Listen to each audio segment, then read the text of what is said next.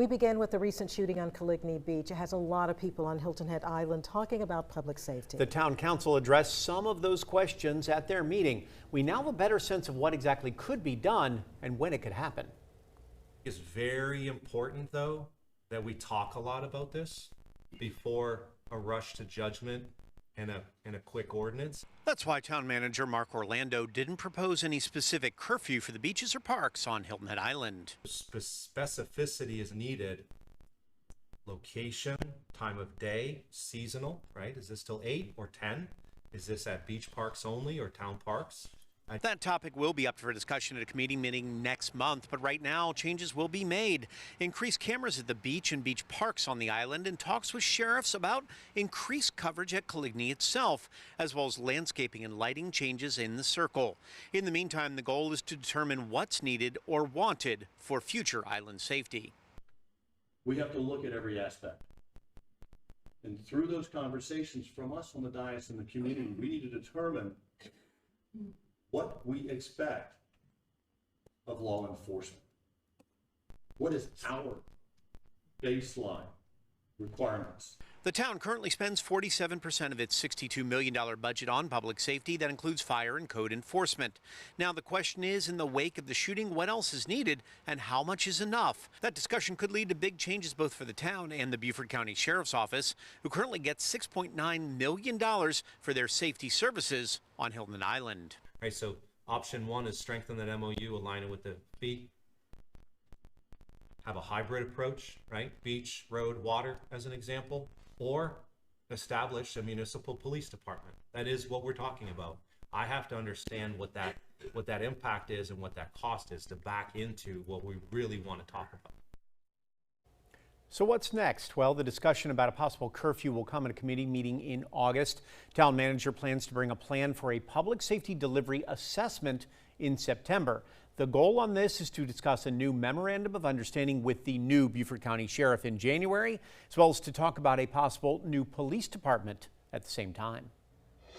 Now to new developments in the case of a Savannah State University student athlete who was detained by ICE earlier this month. According to his attorney, the baseball player appeared in front of a judge in New York this morning and has been granted bond. WSAV's Jillian Coles is joining us now with what happened during that hearing and what is next for Johan Sandoval. Tina, Johan Sandoval's attorney says after discussion about whether or not Sandoval is a flight risk and who was responsible for the alleged paperwork error with his student visa, a judge has set Johan Sandoval a bond of $20,000. The attorney, John Jejas, says Sandoval admitted to 3 things. 1, he is not a native citizen. 2, he's a citizen of the Dominican Republic, and 3, that he entered the United States in 2022. He denied allegations that his non-immigrant status was terminated on April 16, 2025, and that he remained in the U.S. without authorization beyond that date. Jejas says the judge granted bond, but Sandoval may have to wear an ankle monitor to submit to check-in visits. While Jejas says he's grateful bond was granted, he believes that would be overkill.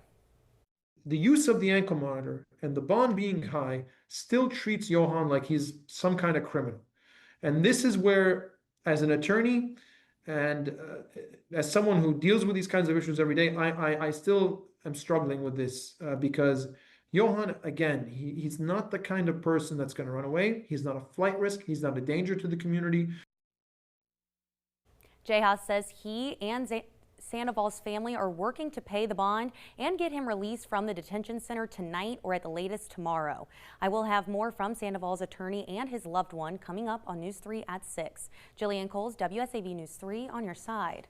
Jillian, thanks so much. And a Beaufort man's been arrested and charged after being accused of the sexual exploitation of minors. Authorities say 82-year-old Gordon Fritz distributed files of child sexual abuse material. He was arrested earlier this month after a tip to the National Center for Missing and Exploited Children. If convicted, he faces up to 10 years in prison.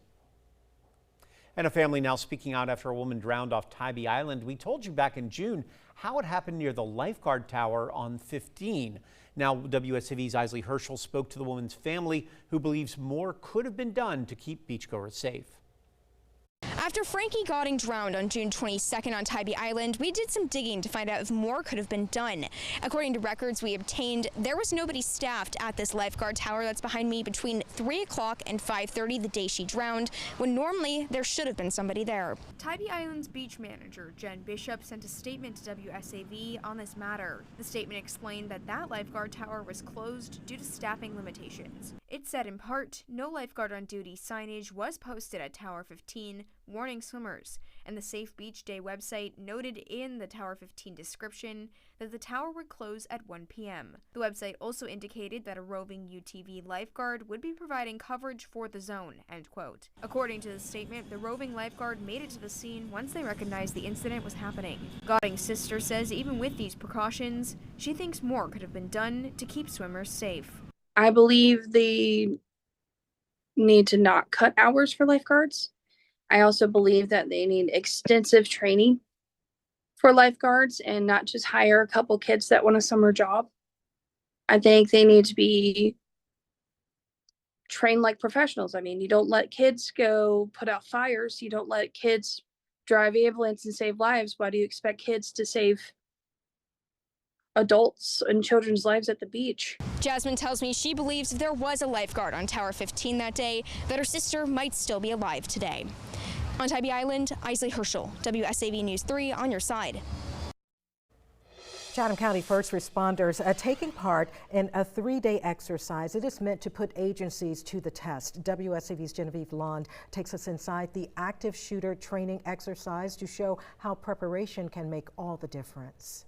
The next 3 days, emergency personnel and first responders are training together here at Georgia Southern University so they can work swiftly as one team before the next crisis strikes. I'm inside room number 1. I've got one person red.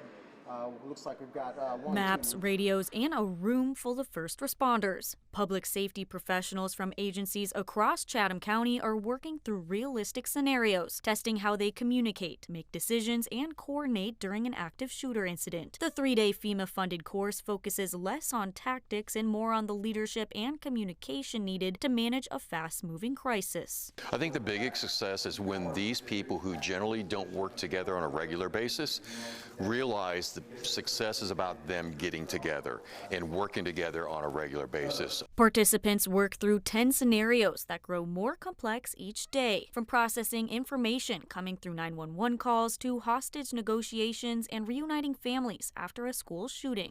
There's a lot of work to do, so I'm only here for a few minutes. During one scenario, the training shifted to a mock news conference, giving incident commanders a chance to practice communicating with the public while managing a crisis. Hi there, Genevieve Lund with WSAV. I was just wondering, can you clarify this took place at a courthouse with... Officials say clear, timely communication with the public can be just as important as decisions being made inside the command center. It really prepares the community partners to work together to prepare for any type of critical incident that may occur in their community. County officials say this is the first time they've all come together as a team for training, all with the same goal in mind. If the unthinkable happens, the people responding won't be meeting for the first time on a scene. They'll already know how to work together. Training will continue through tomorrow. Officials say that they plan to continue to do this in the years moving forward so that everyone is working from the same playbook. Reporting, Genevieve Lund, WSAV News 3, on your side. And the Chatham County Board of Commissioners holding another public hearing tonight on its tentatively adopted millage rate that would increase your property taxes. The additional money would help fund county operations and certain local district services, as well as Chatham Area Transit Authority. Tonight's meeting starts at 6 o'clock in the Commission meeting room on the second floor of the old courthouse on Bull Street. Changing careers is a common practice, and for many people it begins with going back to school, but taking classes can be challenging for those who also have to hold down a 9-to-5 job. WSAV's Evan Smoke is joining us from our Statesboro Bureau at Georgia Southern University to tell us all about a unique program that offers a solution. Evan. Those interested in learning new skills such as welding at Ogeechee Technical College will now have the opportunity to do so before the sun even rises. Now at Ogeechee Tech, college will look to reach new students this fall by offering 5 a.m. classes for those in the welding and joining technology program.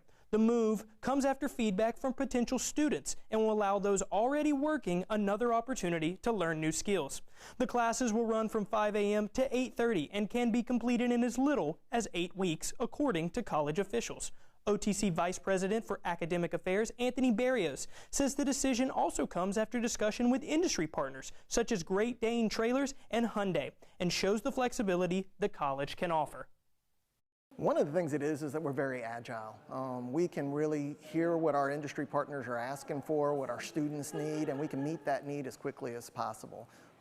We had this discussion maybe 3 or 4 weeks ago, and we've been able to stand this up for the fall semester. So that is a level of agility that really a lot of schools don't have, and it's a strength here at Ogeechee Technical College. Those interested in this program or other OTC programs can sign up for fall 2026 classes at the school's enrollment blitz on July 30th. Live from the Statesboro Bureau, Evan Smoke, WSAV News 3, on your side. Evan, thanks so much. Our Ready, Set, Go back to school supply drive is wrapping up tomorrow. WSAV getting ready for that final push to help students before the new school year. Our school supply drive finales can take place from 11 in the morning until 6:30 p.m. at the Walmart on Pooler Parkway. Of course, this is in partnership with Ready, Set, Get Back to School. It's all aimed at helping families with the cost of back to school shopping by providing free supplies while they last. Of course, we do hope to see you there with lots of donations.